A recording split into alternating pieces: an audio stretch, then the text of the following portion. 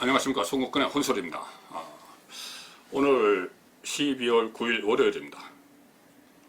오늘은 박근혜 전 대통령이 국회에서 탄핵 의결을 받은 3년째 되는 날입니다.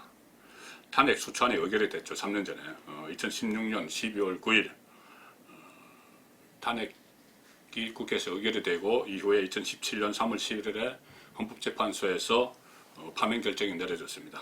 그리고 박근혜 전 대통령은 구속이 됐고 지금도 영어의 몸이죠. 얼마 전까지 성모병원에 디스크 수술을 위해서 입원을 했었는데 또 왜 특혜 입원 시비 이런 논란이 일어나면서 다시 구치소로 가 있는 그런 상황입니다. 3월 10일 날 2017년 3월 10일 날 헌재에서 탄핵이 인용이 되고 그 5구 대선이 치러졌죠. 5월 9일 대선이 치러져서 문재인 정권이 들었었는데, 자, 탄핵 의결된 지 3년, 국회에서 박근혜 전 대통령 탄핵 의결된 지 3년이 되는 오늘 보면은, 그리고 또 문재인 대통령이 집권 반환점을 돈 시점, 오늘을 보면은, 지금 현재 집권청, 문재인 정권의 이 집권 세력, 범여권 세력, 지금 현재 여권 세력, 과연 박근혜 전 대통령에 비해서 도덕적인 우월성을 가지고 있을까? 그 부분을 생각하게 됩니다. 결국 박근혜 전 대통령도 도덕성 때문에 무너졌죠. 정권 차원의 어떤 이혹들, 최순실 때문에 그렇게 됐는데 지금 현재 문재인 정권은 과연 떳떳합니까? 자, 조국 사태가 있었죠. 관측과 특권이 난무했던 그 민낯이 드러났죠. 조국 사태. 거기에 이어서 지금 청와대발 권력형 비리 의혹, 국정농단 의혹이 속속 드러나고 있습니다. 크게는 지금 두 갈래죠. 하나는 유재수, 문재인 대통령을 재인의 형이라고 부른다는 유재수 전 부산시 경제부시장, 감찰 무마 의혹에 이어서 부산시 부시장까지 승승장구한 그런 의혹. 또 하나는 문재인 대통령이 형이라고 부른다는 송철호 울산시장 당선을 위해서 김기현 전 울산시장에 대한 하명수사, 표적 수사를 한 의혹, 이 두 가지입니다. 조국 사태에 이어서 청와대발 권력형 비리 의혹이 속속 드러나고 있는데 여기 이 과정에서 또 청와대 참모들이 거짓 해명을 한 그런 의혹들도 또 새로 불거지고 있습니다. 울산시장 선거와 관련해서 김기현 당시시장에 대한 비리 의혹을 처음에는 SNS로 받았다고 했는데 실제로는 그것을 관련된 거 없냐 이렇게 물어봐서 받았다. 그러니까 주문 생산을 해서 그것을 또 편집을 하고 짜집기를 해서 경찰로 넘겨서 수사를 하게 만들었다.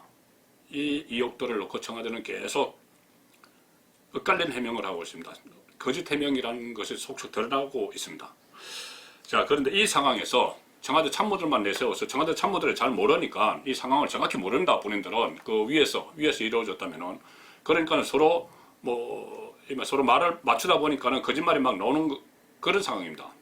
이 진실을 그렇다면 어느 누군가는 알고 있을 텐데 그 사람이 누구냐? 자, 일단은 저는 그 사람이 누구인지를 말하기 전에 문재인 대통령이 이 부분에 대해서는 본인이 알고 있는 그대로 보고받은 그대로 해명을 해야 된다고 봅니다.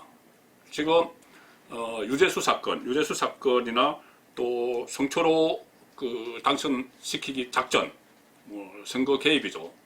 선거 공작. 이런 사건이 두 가지가 있는데 이 두 가지 사건 모두 문재인 대통령과 직간접적 연결이 되어 있습니다. 유재수 건은 조금 전에 말씀드린 대로 문재인 대통령이 청와대 노무현 정부 때 청와대 민정수석을 할 때 그 밑에 행정관을 했고 또 그 중간에 이호철 문재인 대통령의 핵심 측근이죠. 삼철이라고 하는 이호철 전 민정수석이 또 유재수의 뒷배다 이런 보도가 부산의 현지 언론에서 나오고 있습니다. 그러니까 문재인 대통령 직접 연결이 되어 있죠. 그리고 이 송철호 울산시장 당선 이것은 문재인 대통령이 송철호가 8번 떨어졌는데 8번 선거에 떨어지고 9번째 됐는데 그 전에 선거에 출마했을 때 송철호 당선이 나의 소원이다 이런 이야기까지 했습니다. 그 상황에서 이 백운호를 비롯한 청와대 민정비서관실이 조직적으로 울산시장 선거에 개입한 흔적이 드러나고 있으면은 문재인 대통령이 뭐라고 한마디 해야 됩니다. 뭐 해명을 하든지 설명을 하든지 본인 알고 있는 걸 이야기를 해야 됩니다. 그러지 않고 아무것도 모르는 하위 참모들, 대변인, 나중에 그 대변인 된 사람들, 또 홍보수석, 그때 당시에 있지도 않았던, 청와대에 있지도 않았던 사람들을 내세워서 해명을 하다 보니까 자꾸 엇갈리고 거짓말 하게 되고 그렇게 되는 겁니다. 자, 어쨌든 이런 상황에서 지금 가장 핵심은 뭐냐? 지금 검찰의 칼날, 검찰이 다 그 본격적인 수사 외연을 넓혀가고 있습니다. 검찰의 칼날이 권력의 심장부를 겨눌 것이냐? 그렇게 된다면 그 시점은 언제냐? 그리고 그 대상은 누구냐? 대통령이냐? 아니면은 그냥 비선 실세냐? 비선 실세라도 대통령과 연관이 되겠죠. 대통령도 자유로울 수 없는 비선 실세가 또 있습니다.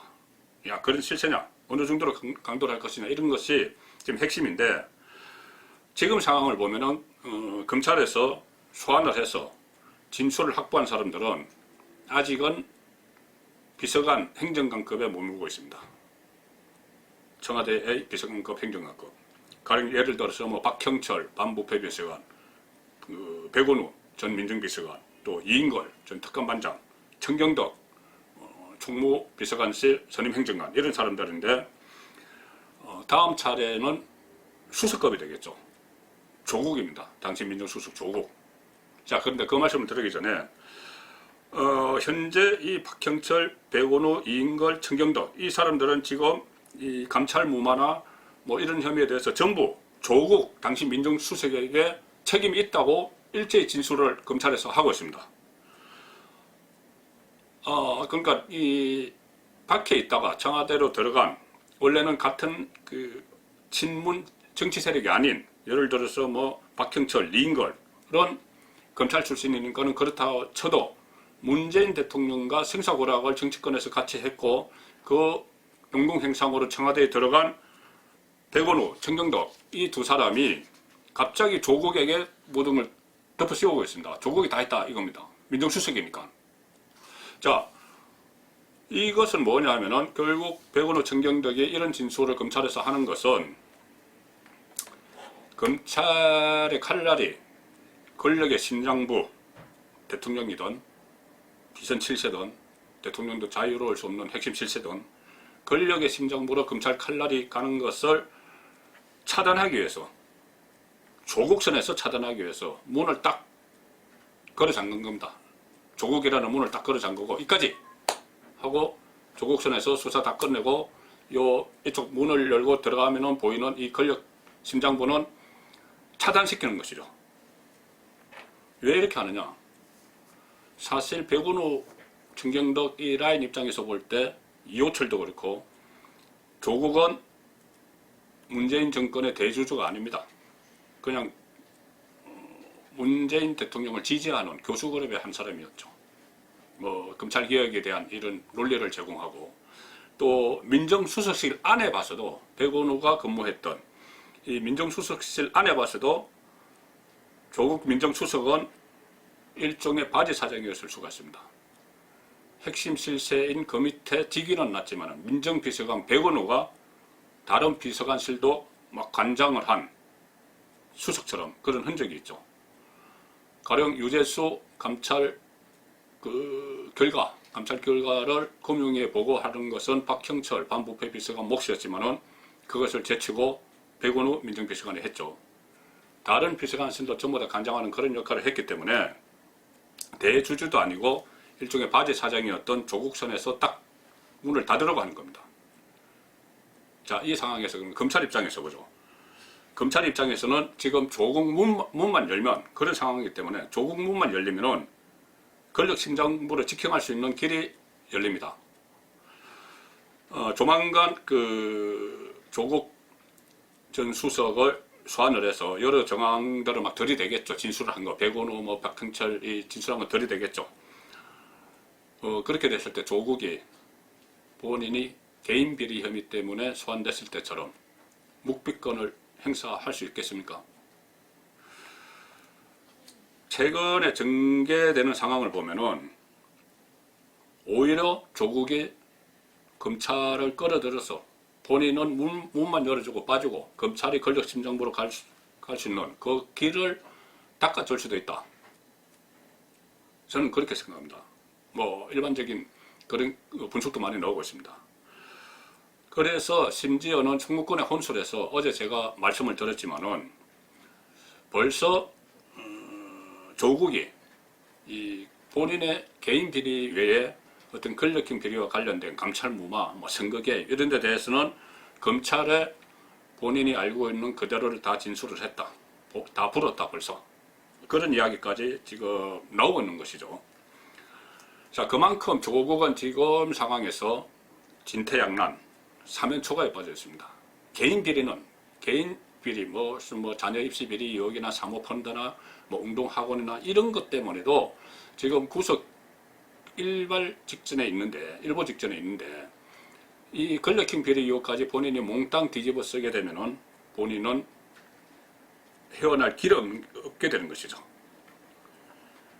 그러니까 가령 예를 들어서 이 권력형 비리, 지금 말씀드린 뭐 감찰 무마나 뭐 그 시장 선거 개입이나 또 부시장 승진이나 이런 것은 이너서클 실세들이 다 이득을 본 겁니다. 문재인 대통령과 가까운 이너서클 안에 실세들이 다 이득을 본 거고, 본인은 어떻게 보면은 그냥 덜러리만 섰을 뿐이죠. 민정수석으로 있으면서. 그렇기 때문에 잘 압니다. 법대 교수 출신이기 때문에 법을 잘 압니다. 어떻게 하겠습니까? 아마 본인이 하지 않은 일에 대해서는 단호히 내가 아니다, 다른 사람이 있다, 이렇게 이야기할 것 같습니다. 그러면 그 사람이 누구냐? 밑에 비서관들에게 이야기 못하겠죠. 비서관 때문이라고 못하겠죠. 그 위에 본인 수석 위에 비서실장이 있고 그 위에 대통령이 있습니다. 또는 밖에 있는 대통령과 직보할 수 있는 핵심 비서실세일 수도 있습니다. 만약에 조국이 소환을 당해서 윗선, 비서실세 이런 폭로를 하게 되면은 지금 일어나는 이런 일들은 본격적인 문재인 집권 세력의 권력형 비리 게이트, 또 그 차원의 국정농단 사건이 되는 겁니다. 자, 지금 검찰이 어느 그 선까지 갈지는 아직은 뭐 예측하기 어렵지만은 지금 전개되는 상황을 보면은 이미 검찰은 호랑이 등에 올라탔습니다. 끝까지 안 가면 오히려 검찰이 위험합니다. 이 상황에서 과거 3년 전에 그 국회에서 탄핵 의결이 된 박근혜 전 대통령이 본인이 믿었던 최순실 때문에 탄핵까지 당하고 영화의 몸이 되어 있죠. 문재인 대통령은 조국 사태가 났을 때 왜 그런지는 정말 아직까지도 잘 모르지만 그렇게 국민적 비판이 비등하고 여론이 들끓는데도 끝까지 조국을 지키려고 했습니다. 그 때문에 뭐 대통령 지지율도 막 떨어지고 했는데 조국을 지키려고 했죠. 왜 그런지는 아직도 정확한 그 내용은 모릅니다. 여러 가지 몇 가지 추측만 있을 뿐이지. 그런 상황이지만은 지금은 문재인 정권이 조국에 의해서 벼랑 끝으로 몰릴 수 있는 그런 상황이 됐습니다. 물론 근본적인 원인 제공은 정권 자신들이겠죠. 송권의 혼술이었습니다.